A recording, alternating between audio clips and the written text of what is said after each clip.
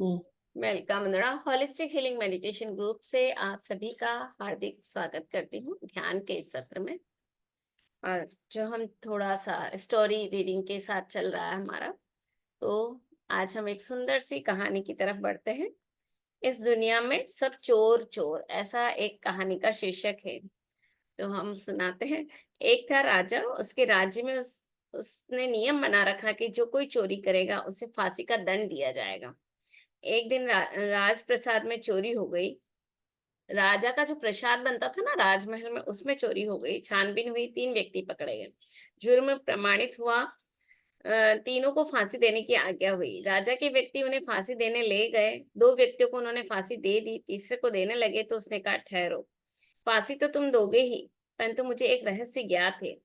यह किसी को बता देना चाहता हूँ, जिससे संसार का कल्याण हो जाए। लोगों ने पूछा, क्या रहस्य है? उसने कहा, मैं लोहे से सोना बनाना जानता हूँ। राजा के व्यक्ति ने कहा, अच्छी बात है, बतलाओ, लोहे से स्वर्ण किस प्रकार बनता है? चोर ने कहा, तुम्हें नहीं, केवल राजा को बता सकता हूँ। यह बात राजा के कान में भी पहुंची। उसके मुख में भी पानी भर आया। लालच आ गया ना, सबको लालच आता है गोल्ड का। यह बात राजा के कान में पहुंची तो उसको भी लालच आ गया। उसके मुंह में पानी आ गया और उसने कहा, क्या यह सत्य है, तू लोहे से सोना बना देता है? तो उस चोर ने कहा, हाँ महाराज, मैं एक बूटी जानता हूँ, उसे लोहे में डाल देने से सोना बन जाएगा। राजा ने पूछा, कितने लोहे को स्वर्ण बना सकता है तू? उसने उत्तर दिया, जितना भी आप चाहें, परंतु बूटी मिलती है जंगल में। आप मेरे साथ 2 आदमी भेज दीजिए, मैं बूटी लेकर आता हूँ। आप लोहा एकत्रित कराइए, राज्य भर के लोगों को भी एकत्रित कराइए। मैं सबके समक्ष सोना बनाकर दिखाऊंगा। बस फिर क्या था, वह गया सिपाहियों के साथ वन में। यहाँ राजा के महल के बाहर राज्य भर का लोहा इकट्ठा होने लगा। जिसके पास जो वस्तु लोहे की थी वह उसको उठाकर ले आया। जिसके पास जो बाट, तराजू, लोहे की छड़ियां, लोहे के शहतीर, चिमटे, खंबे, बर्तन, बाल्टियां, डोल सब इकट्ठे हो गए। कई लोगों को दूसरी वस्तुएं नहीं मिली, तो वे ताले, चाबियां, कील, सलाइयां भी उठा लाए। सभा लग गई, सब और लोग एकत्रित हो गए। कृषक भी आ गए, दुकानदार भी, ठेकेदार भी, मंत्री और राज्य कर्मचारी सब इकट्ठे हो गए। तभी वह व्यक्ति जंगल से बूटी लेकर आ गया। हाथ से मलकर बूटी उसने एक मेज पर रख दी और बोला, महाराज, ये है बूटी। इसको लोहे के एक ढेर पर डाल देने से ये सोना बन जाएगा, परंतु शर्त यह है कि बूटी को उठाकर वही व्यक्ति लोहे पर डाले जिसने कभी जीवन में चोरी ना की। ओ, कितनी बड़ी शर्त रखी! जिसने जीवन में कभी भी चोरी ना की हो। मुझे तो, आप जानते हो, मुझे तो चोरी के कारण फांसी का दंड मिला है। मैं तो यह कह नहीं सकता। बड़े बड़े मंत्री, पदाधिकारी, राज्य कर्मचारी और अन्य लोग यहाँ विद्यमान हैं। उनमें से ऐसे मिल जाएंगे जो इस बोटी को लोहे में डाल सके। उन्हें कहें कि बोटी को उठाए और लोहे पर डाल दे। राजा ने कहा, हाँ, ऐसा तो हो सकता है। तब वह किसान और भूस्वामियों की ओर देखकर बोला, क्यों भाई कृषकों और भूस्वामियों, तुम में से ऐसा कोई है जिसने जीवन में कभी भी चोरी नहीं की? कृषक थोड़ी देर चुप रहे। तब उनके चौधरी ने उठकर कहा, महाराज, आप तो जानते हैं, हम लोग अपने पशुओं को खिलाने के लिए एक दूसरे के खेत से चारा काट लेते हैं। फिर ये चोरी तो हो गई। इसमें ऐसा व्यक्ति कहाँ मिलेगा हम में से?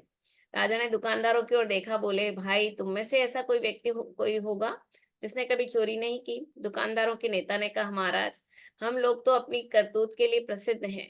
किसी वस्तु को एक सेर तोलते हैं और घर जाकर 15 छटाक निकलती है। मतलब तोल में भी हम कम कर देते, तो चोरी तो हो गई। हम में से कौन कहेगा कि उसके जीवन में कभी चोरी नहीं की? राजा ने ठेकेदारों को बोला, देखो, तुम करो। ठेकेदारों ने कहा, महाराज, हमारी तो प्रतिदिन रिपोर्ट होती रहती है। हम पुल बनाने का ठेका लेते हैं, उसमें सीमेंट के स्थान पर रेत डाल देते हैं। 2 ही वर्षों के पश्चात पुल टूट जाता है, फिर कैसे कहें कि हमने चोरी नहीं की? राजा ने राज्य कर्मचारी की ओर देखा तो वे बोले, महाराज, आप वेतन देते हैं थोड़ा, फिर भी हम बड़ी बड़ी कोठियां बनवाते हैं। वे जिस प्रकार बनती है यह आप भी जानते हैं और हम भी। फिर कैसे कहें कि हमने चोरी नहीं की? राजा ने मंत्रियों की ओर देखा, उन्होंने भी यही उत्तर दिया। अब राजा जी घबराए, अपने छोटे भाई की ओर देखकर बोले, तुम ही उठो, तुमने कभी चोरी नहीं की? भाई ने कहा, महाराज, सच्ची बात यह है कि एक बार चोरी मैंने भी की है। मैं जब प्रिंस कॉलेज में पढ़ता था तो मेरा एक मित्र एक बहुत ही सुंदर पुस्तक खरीद के लाया था। बहुत सुंदर चित्रों की पुस्तक थी वह। मित्र दूसरे कमरे में गया तो मैंने उसकी पुस्तक उठाकर चला आया, मुझसे ये कार्य नहीं होगा। राजा ने तंग आकर कहा, तब मैं ही इस बूटी को उठाकर लोहे पर डालता हूँ।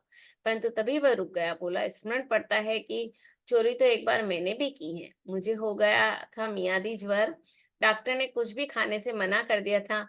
अपनी माताजी के पास मैंने पेड़े देखे, हट की पेड़े खाऊंगा। माताजी ने मना करने पर कहा, नहीं, तुझे डॉक्टर ने मना कर दिया है। और पेड़ों को अलमारी में रखकर वह दूसरे कमरे में चली गई। उनकी अनुपस्थिति में मैं चुपके से उठा और अलमारी में रखे पेड़े उठाकर खा गया। माताजी को बताया नहीं, परंतु चोरी तो मैंने भी की है। चोर कहने लगे, जब सारे ही चोर हैं तो मुझ अकेले को ही फांसी क्यों, सबको दे दो। कितनी बुद्धिमानी से उसने अपने आप को, अपनी त्रुटियों को दूर करने के लिए, अपने दोषों को देखो, दूसरों के दोषों को देखने से अपने अवगुण दूर नहीं होते। और फिर यह भी देखिए कि त्रुटियां और कमियां तो प्रत्येक में है। हम हमेशा उंगली दूसरी तरफ करते, लेकिन 3 उंगली हमारी तरफ रहती है। और फिर यह भी देखिए कि त्रुटियां और कमियां तो प्रत्येक में है, संपूर्ण गुण तो केवल ईश्वर में है। तो इस दुनिया में सब चोर चोर, कोई छोटा कोई बड़ा, चोर तो है ही, हर जगह कोई न कोई कुछ न कुछ चोरी करे जा रहा है। इसलिए हमें वो चीज नहीं करनी चाहिए, हमें अपनी कमियां देखनी चाहिए, अपनी त्रुटियां देखनी चाहिए। ये सबसे बड़ी बात इस कहानी से हमें पता जानने को मिली। तो हम अपनी तरफ देखें, कभी किसी और की तरफ, कि उसमें वो कमी, उसमें वो कमी है ना। हालांकि हम भी ये कह देते हैं, कहानी सुनाने को सुना दी, लेकिन कभी हमारे मन में भी आ जाता है कि उसमें वो कमी। तो नेवर जजमेंट, पितामह पत्रिजी हमेशा यही कहते थे, कभी किसी व्यक्ति को जज नहीं करना है कि उसमें ये है, उसमें वो है। अपने आप को जानो, बस सिर्फ अपने आप में रहो, अपने आप को जानो कि तुम क्या हो। कल तुम कहाँ थे, आज तुम्हारी ध्यान के बाद कुछ प्रोग्रेस हुई या नहीं हुई। बस यही हमें सीखना है ध्यान करते करते। तो हम सब लर्निंग की प्रोसेस में हम सब सीख रहे हैं और आगे भी सीखते जाएंगे। इसी विश्वास के साथ हम आज गहरे ध्यान में उतरते हैं फ्रेंड्स। अपने आंखों को कोमलता से बंद कर दें।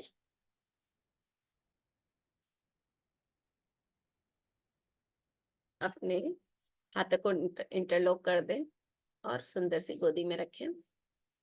अपने पाँव को, अगर आप कुर्सी पे बैठे तो एंकल से क्रॉस कर दें। अगर आप आलती मालती मार के बैठे हैं तो क्रॉस लेग पोजीशन में आ जाए।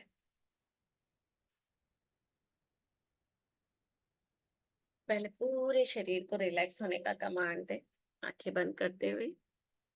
Relax, relax and relax. अपने पूरे कंधे को ढीला छोड़ते हुए हाथों की उंगलियों से लेकर ऊपर अपर आर्म, शोल्डर तक सबको ढीला छोड़ें। अपने lower back, middle back, upper back को रिलैक्स करें। अपने सामने के बॉडी के सामने के पार्ट को रिलैक्स करें। Hip joint, ball joint, thighs, knee cap और काफ मसल्स को रिलैक्स होने का कमांड दें। हिल, फुट और एंकल जॉइंट को रिलैक्स करें। प्रत्येक अंग रिलैक्स होता हुआ देखें। अपने हेड एरिया में आंखों को रिलैक्स करें, कानों को रिलैक्स करें। जहां भी आपके शरीर में स्टिफनेस है, वहां अपना ध्यान ले जाते हुए श्वासों के माध्यम से उसे रिलैक्स करते जाएं।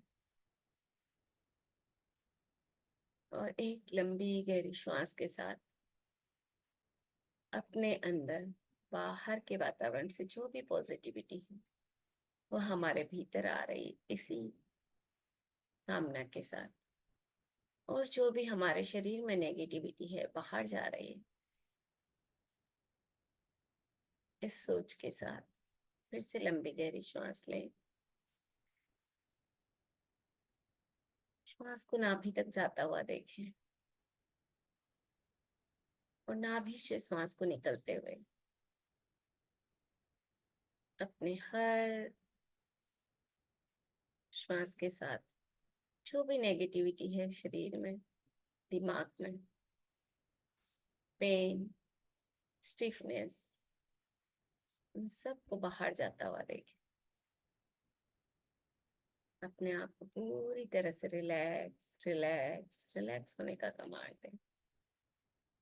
अपने हृदय तल पे ध्यान लाते हुए अपनी सर्वव्यापी चेतना से कहें, मैं कुछ मिनटों के लिए गहरे ध्यान में उतर रहा हूँ या उतर रही हूँ। मेरा ध्यान गहरा और घना हो।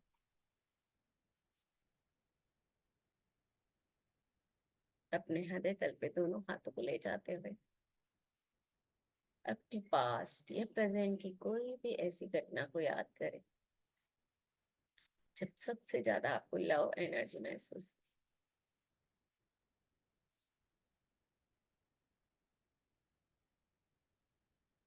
काइंडनेस, लविंग एनर्जी या ग्रेटिट्यूड एनर्जी। उस एनर्जी को अपने शरीर में फैलता हुआ देखें। कुछ पल उसके साथ अत्यधिक खुशी जब हो, उस पल को हम जी लें, उस पल के साथ हम हमेशा जिए, तो हमारे वाइब्रेशन चेंज होते हैं। उस अत्यधिक खुशी के साथ जिएंगे फ्रेंड्स।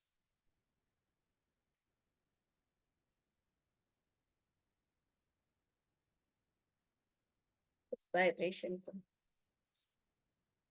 अपने शरीर में फैलता हुआ देखें। शरीर के चारों ओर अपनी ओरा में we all our energy and connected with each other in the energy form.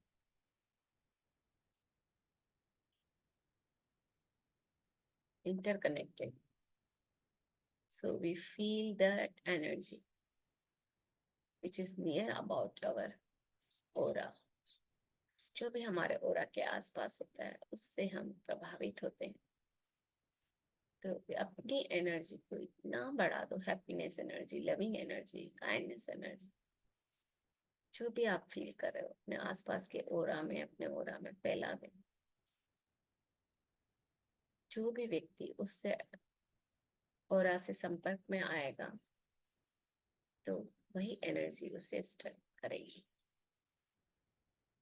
और उसकी भी एनर्जी उस हैप्पीनेस लविंग एनर्जी में बदल जाएगी। प्रार्थना, धीरे धीरे दोनों हाथों को अपने गोदी में रखते हुए जो आपकी सामान्य और प्राकृतिक श्वासें हैं, उन सामान्य और प्राकृतिक श्वासों पर ध्यान केंद्रित करें। हर आती हुई और जाती हुई श्वास को देखें।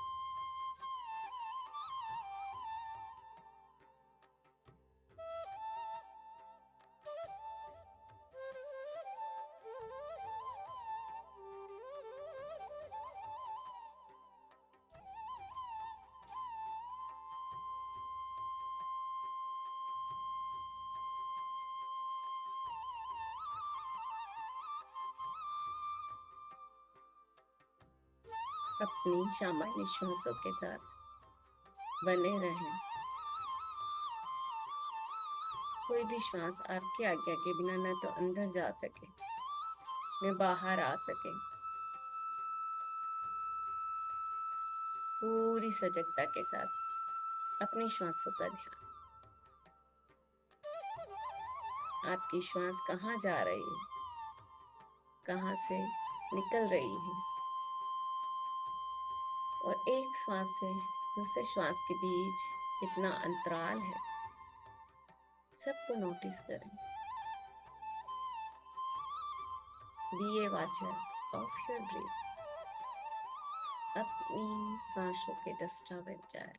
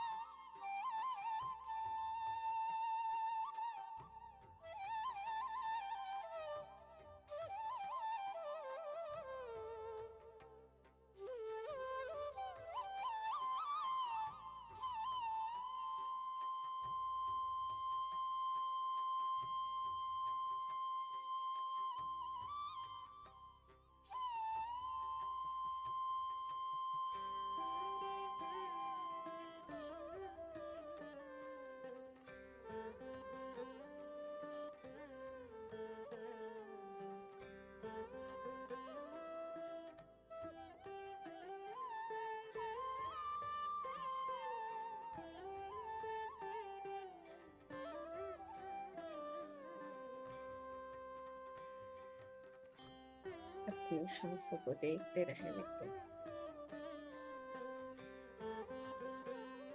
जो भी सामान्य और प्राकृतिक श्वास से चल रही हो उसे नोटिस करें और अपने आप को खाली करते जाएं। विचार शून्य, जहाँ कोई विचार नहीं रहे, विचारों की शून्यता आ जाए। और उसमें फिर हम इस ब्रह्मांड का सुंदर ज्ञान उतार पाए।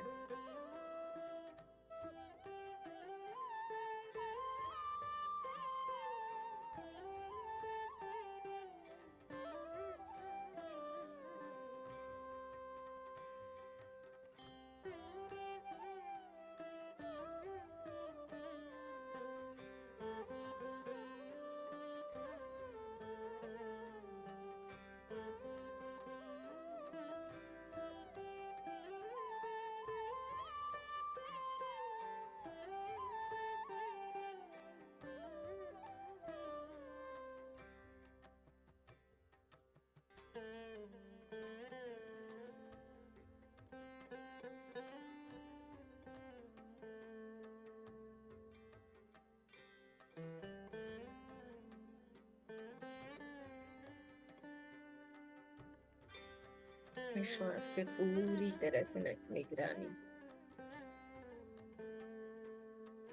अपनी श्वासों के दृष्टा बने रहे।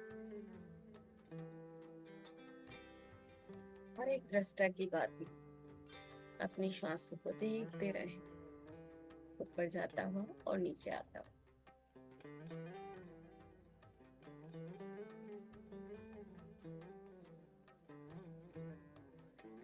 नाभि से नॉस्ट्रल और नॉस्ट्रल से नाभि। धीरे धीरे आपकी श्वासें सूक्ष्म और गहरी होती जाएगी।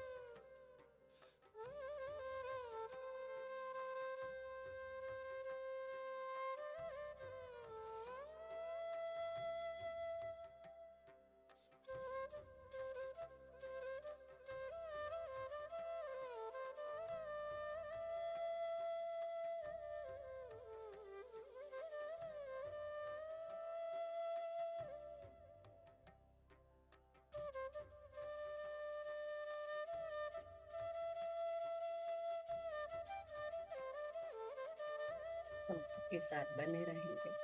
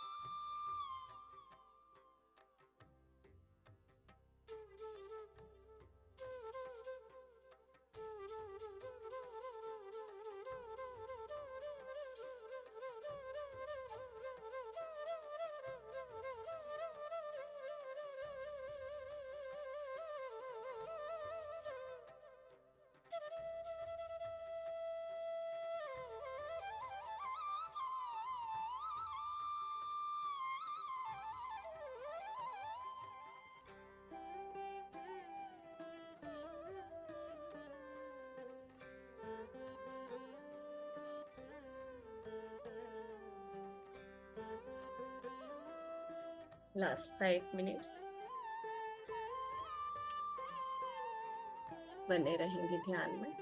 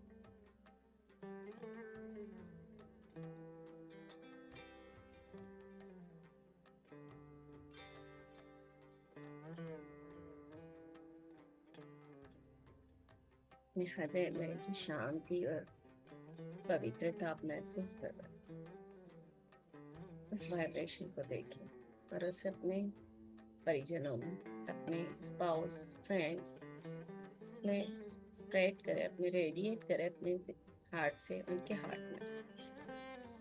जिसके भी जीवन में आप लाइफ ट्रांसफॉर्मेशन देखना चाहते हैं, वहां तक वो वाइब्रेशन भेजते जाएं। चाहे वो अपना हेल्पर हो, चाहे अपना नेबर हो, चाहे कोई भी प्राणी हो। इसके लिए हम चाहते हैं दिल से कि उसका जीवन भी बदले, उसके जीवन में भी शांति और प्रेम आए। तो ये वाइब्रेशन जो हमें शांति दे रहे हैं उस तक भी पहुंचाएंगे, सेंड करेंगे। Radiate this energy from our heart to their heart.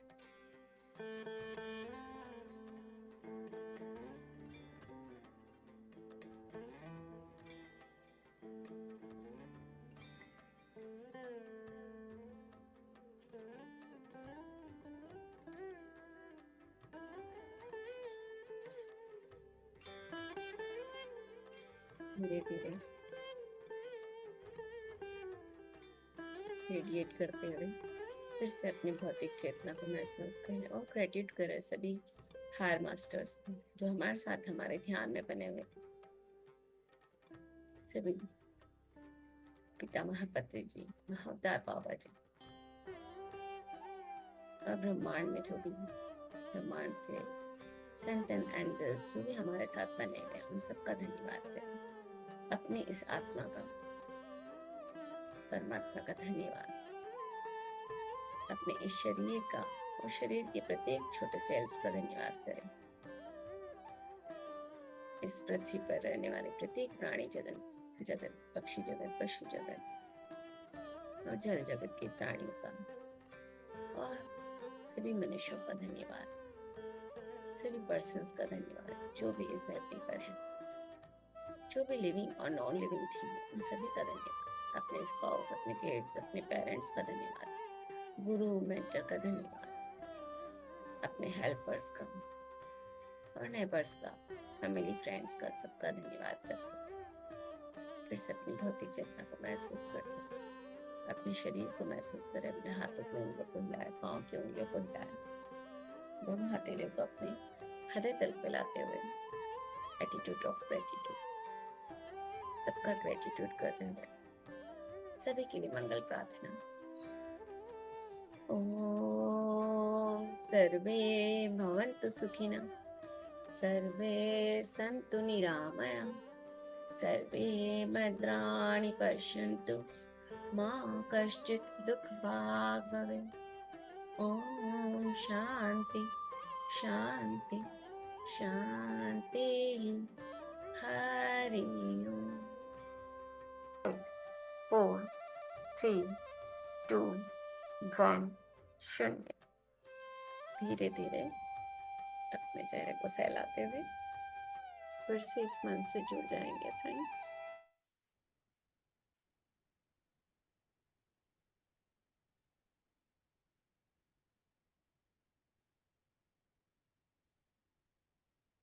आप सभी मित्रों का बहुत बहुत ध्यान के लिए बहुत बहुत धन्यवाद। इस ध्यान में बने रहने के लिए और ध्यान की ऊर्जा को बढ़ाने के लिए। Thank you ma'am. Thank you Bhavna ji, कल की आपकी शेयरिंग करनी हो तो कर सकते हो। कल नहीं थी वो, 2-3 दिन हो गए ना, 2 दिन तो हो हाँ, गए। हाँ, बता दो। तो उस दिन यानी पहले मेरा मन नहीं लग रहा था, बहुत चंचल भटक रहा था। ऐसे भटकते भटकते ऐसे पता नहीं क्या हो गया कि अपने आप से ऐसा लगने लगा कि मैं लिफ्ट से ऊपर जा रही हूँ। ऊपर जाते जाते चले गई ऊपर, तो एकदम से कुछ सेकंड्स के लिए एक तेज रोशनी सूर्य के समान दिखा और एक कुछ बिल्डिंगें चमकती हुई चांदी के समान दिखी। बस वाह, कुछ सेकंड का, कुछ क्षण का था वो बस। फिर मैं बहुत ही उनको अच्छा ढूंढते रह गई, है। फिर मैं उनको ढूंढते रह गई तो नहीं मिल रही। आप बहुत अच्छे एस्ट्रल ट्रैवल करके आए हो, बहुत उन्नत लोक में जाके आए हो। भगवान ने एक ग्लिम्स दिखाया है कि यहाँ से ऊपर भी बहुत अच्छी चीजें हैं तुझे देखने के लिए।